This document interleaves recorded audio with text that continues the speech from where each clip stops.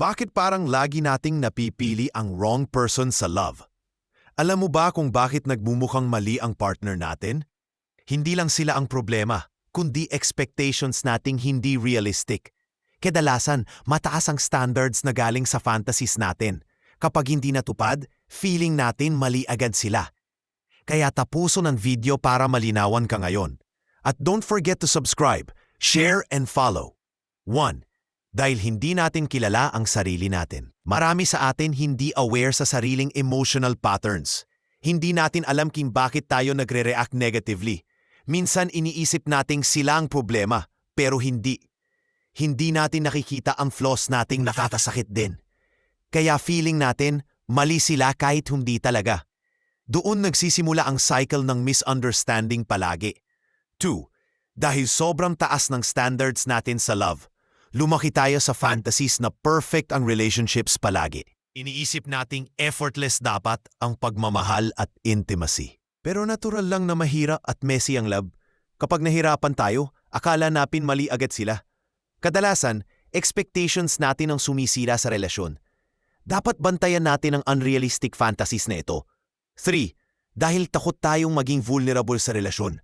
Gusto natin ang closeness, pero takot tayo mag-open up. Ayaw nating magmukhang needy kahit kailangan natin sila. Minsan, lumalabas tayo as cold kahit hindi naman. Takot lang tayo masaktan, kaya nagtatago tayo. Kaya nagmumukhang mali sila sa ating paningin. Pero takot lang natin ang totoong humahadlan dito. 4. Dahil mali ang emotional habits nating ginagamit. May mga taong anxious at sobrang clingy minsan. May iba namang avoidant at ayaw magpakita ng need.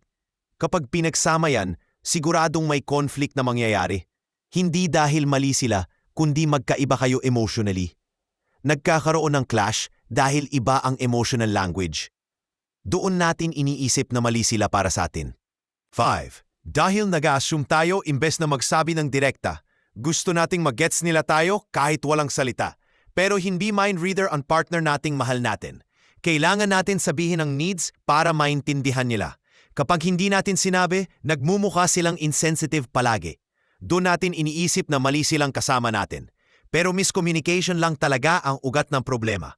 6. Dahil mas sanay tayo sa familiar kaysa healthy. Minsan toxic ang naramdaman nating familiar growing up. Kaya hinahanap natin iyon kahit masakit talaga yon.